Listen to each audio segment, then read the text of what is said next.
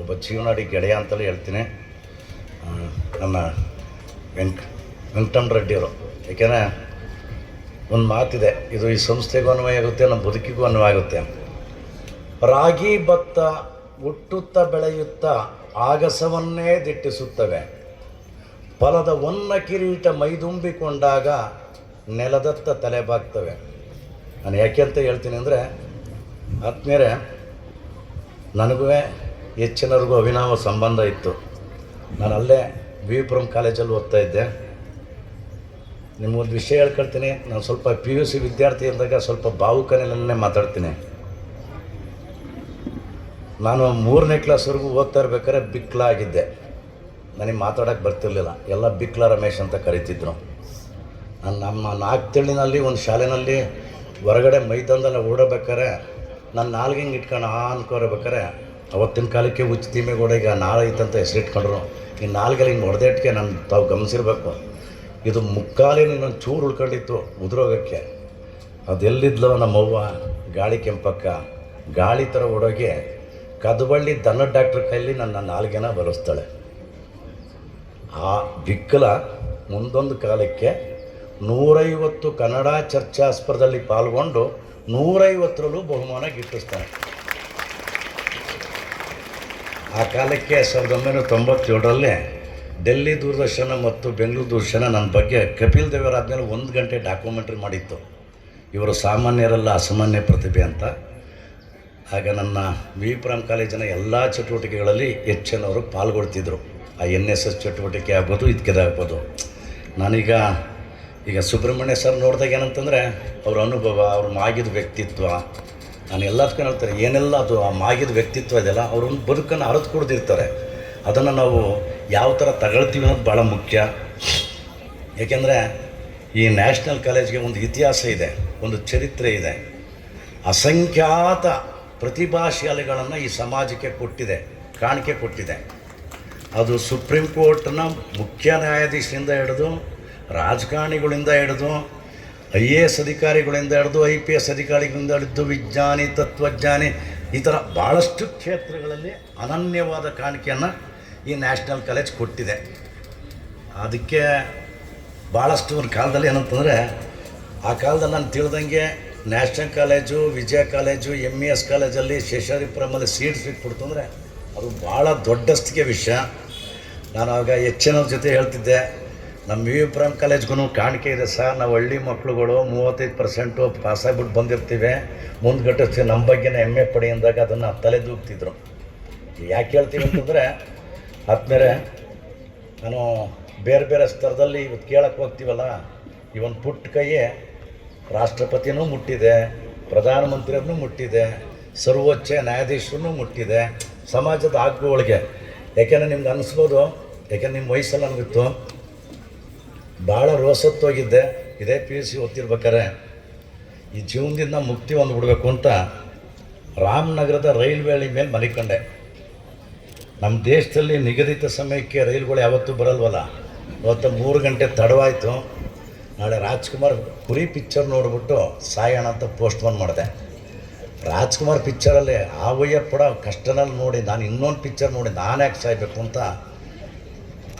ಸಾವಿನ ನಿರ್ಧಾರ ಮುಂದೂಡಿದೆ. ಇವತ್ತು ಯಾರು ನನ್ನ ರೈಲ್ವೆ ಇಲಾಖೆಯನ್ನು ಬೈದರೆ ನನಗೆ ಸಿಟ್ಟು ಬರುತ್ತೆ. ಅದು ತಡವಾಗಿ ಬಂದಿದ್ದಕ್ಕೆ ನನ್ನ ಜೀವ ಉಳ್ಕೊಂಡಿದೆ. ನಾನು ರೈಲ್ವೆ ಇಲಾಖೆಗೂ ಕೃತಜ್ಞ. ಇನ್ನೊಮ್ಮೆ PUCನಲ್ಲಿ ಭಾಳಷ್ಟು ನೊಂದು ಬೆಂದು ಬಸವಳದೋಗಿ ಸಾಕು, ಈ ಜೀವನದಿಂದ ಮುಕ್ತಿ ತಗೋಬೇಕು ಅಂತ ಇಲಿ ಭಾಷಣ ತಗೊಂಡೆ. ಹಾಳಾದ್ದು ಕಳಪೆ ಮಾಲಾಗಿತ್ತು, ಡೂಪ್ಲಿಕೇಟ್ ಆಗಿತ್ತು, ಉಳ್ಕೊಂಡೆ. ಯಾರು ಡೂಪ್ಲಿಕೇಟ್ ಅಂದರೂ ನನಗೀಗ ಖುಷಿ ಆಗ್ತದೆ. ಯಾಕೆ ಮಾತು ಹೇಳ್ತೀವಿ ಅಂದರೆ, ಒಂದು ಕಾಲದ ಗಟ್ಟುಗಳಿತ್ತು ಆದ್ಮೇಲೆ. ಇದೇ ಕೆಂಗೇರೆ ಬ್ರಿಡ್ಜ್ ಇವತ್ತು ಹೈಟೆಕ್ ಆಗಿದೆ. ನಾನು ಬೀದಿಲಿ ಬಿದ್ದಿದ್ದೆ, ಪೊಲೀಸ್ ಏಟ್ ತಿಂದಿದ್ದೀನಿ, ಸ್ಟೇಟ್ ಥಿಯೇಟ್ರಲ್ಲಿ ಮಲಿಕೊಂಡಿದ್ದೀನಿ, ಬಸ್ ಸ್ಟ್ಯಾಂಡಲ್ಲಿ ಮಲಿಕೊಂಡಿದ್ದೀನಿ, ಮಲಗೋದಕ್ಕೊಂದು ತಾವಿಲ್ಲ ಅನ್ನೋದ್ರಲ್ಲಿ ನರಳಾಡಿದ್ದೀನಿ. ದೊಡ್ಡಾಲ್ ಮರದಲ್ಲಿ ಕೆಂಗೇರಿಯಲ್ಲಿ ಸೀಬೆಹಣ್ಣು ಮಾರಿದ್ದೀನಿ, ತರಕಾರಿ ಮಾರಿದ್ದೀನಿ, ದೊಡ್ಡಾಲ್ ಮರಕ್ಕೆ ವಿಸ್ತಾರ ಮಾಡಿದ್ದೀನಿ.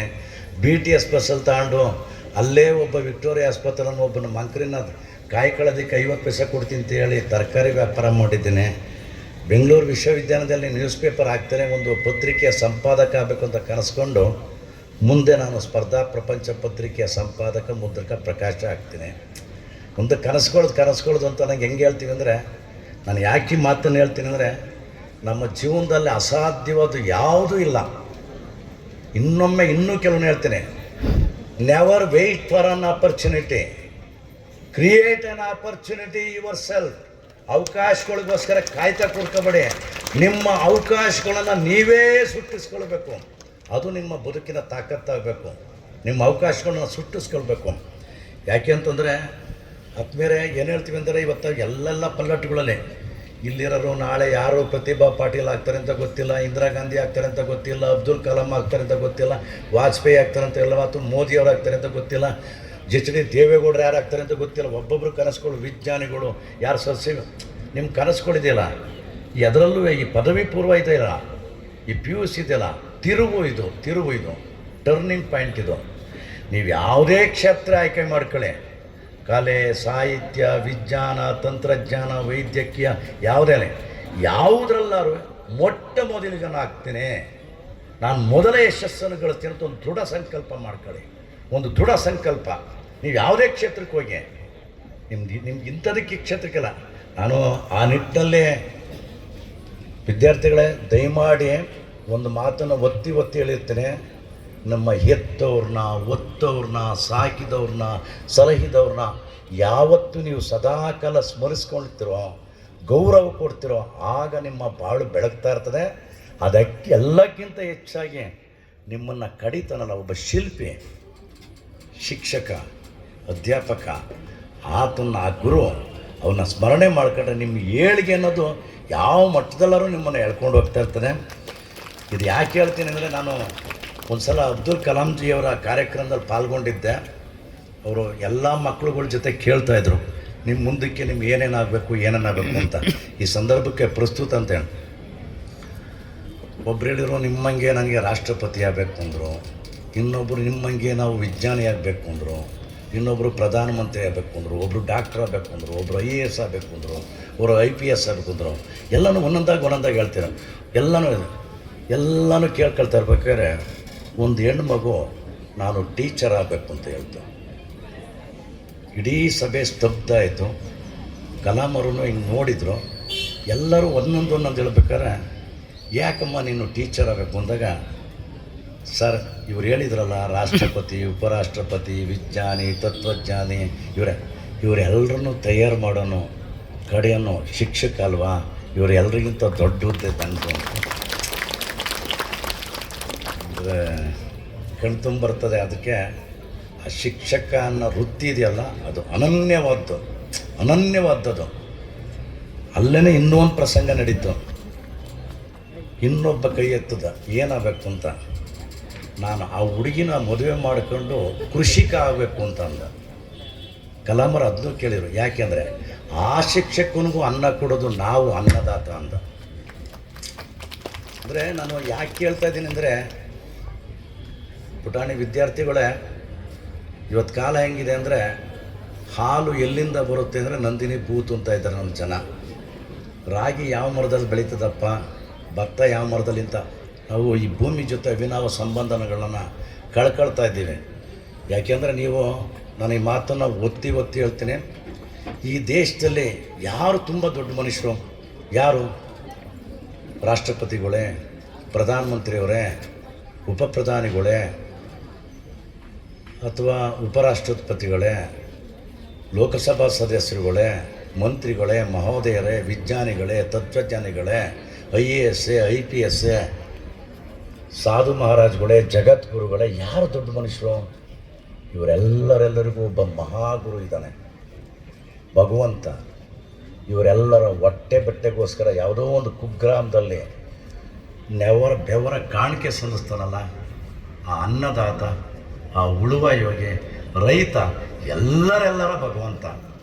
ಅವನು ಬದುಕಿವತ್ತ ಬಟ್ಟೆಯಾಗಿದೆ, ಆತ್ಮಹತ್ಯೆ ಹಾದಿಯನ್ನು ನಡೀತಿದ್ದಾನೆ. ನಾನು ನಿಮ್ಮ ಮಕ್ಕಳನ್ನ ಏನು ಕೇಳ್ತೀನಿ ಅಂದರೆ, ನಮ್ಗೆ ಅನ್ನ ಕೊಡೋ ಅನ್ನದಾತ ಅನ್ನ ಆತ್ಮಹತ್ಯೆ ನಿಲ್ಲಿಸೋ ಒಟ್ಟಲ್ಲಿ ಒಂಚೂರು ಪ್ರಯತ್ನ ಪಡಿ, ಒತ್ತಾಸೆಯಾಗಿ ಅಂತ ಕೇಳ್ಕೊಳ್ತೀನಿ. ಹಾಗೆಯೇ ಆತ್ಮೀಯರೇ, ನಮ್ಮೆಲ್ಲರ ಬದುಕಿನ ಕೊಳೆ ತೊಳೆಯೋರಂಥವ್ರು ನಿಜವಾದ ಭಗವಂತ ಅಂದರೆ ಆ ಪೌರ ಕಾರ್ಮಿಕರು ನಮ್ಮ ಬದುಕಿನ ಕೊಳೆ ತೊಳಿತಾ ಇರ್ತಾರೆ. ಆತನ ಬದುಕು ಅಷ್ಟೇ ಭಾಳಷ್ಟು ಜನ ತುಚ್ಛವಾಗಿ ಕಾಣ್ತಾರೆ. ಅವನು ನಮ್ಮ ಪಾಲಿನ ಭಗವಂತ. ಅವ್ರನ್ನ ಪ್ರೀತಿಯಿಂದ ಗೌರವದಿಂದ ನಾವು ಕಾಣಂತಾಗಬೇಕು. ಅವನ ಬದುಕು ಹಸನಾಗಬೇಕು.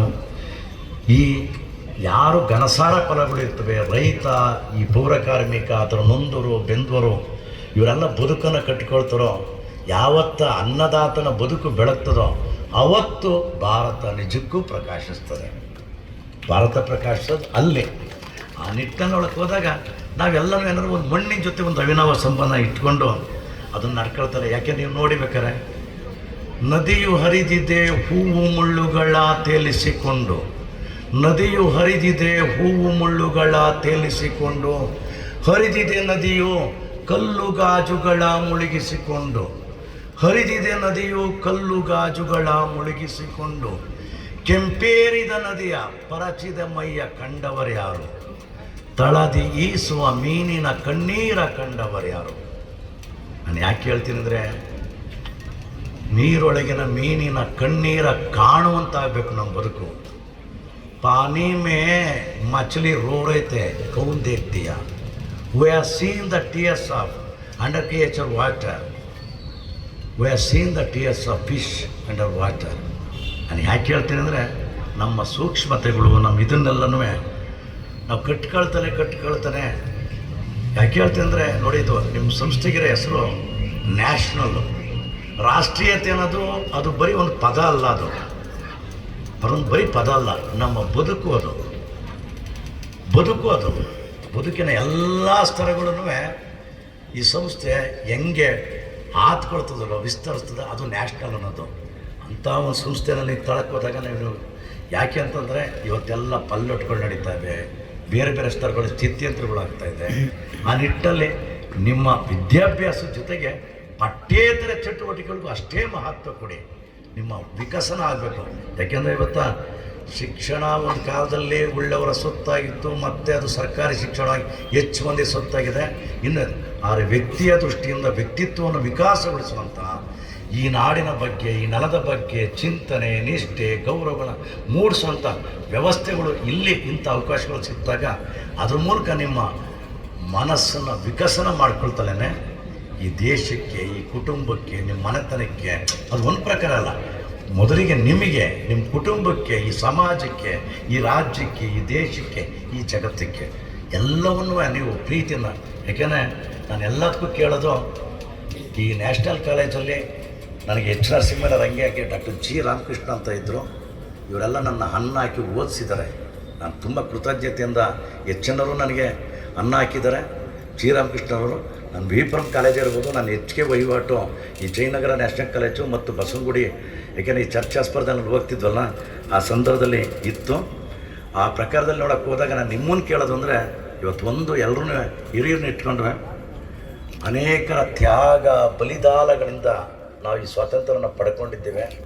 ನಾವಿವತ್ತು ಸ್ವಾತಂತ್ರ್ಯಗಳಾಗಿಲ್ಲ, ಸ್ವೇಚ್ಛಾರಿಗಳಾಗಿದ್ದೇವೆ. ಸ್ವಚ್ಛಂದ ಆಗಬೇಕಾಯ್ತು. ಯಾರನ್ನೇ ತಗೊಳ್ಳಿ, ಗಾಂಧಿ, ಸುಭಾಷ್ ಚಂದ್ರ ಬೋಸು,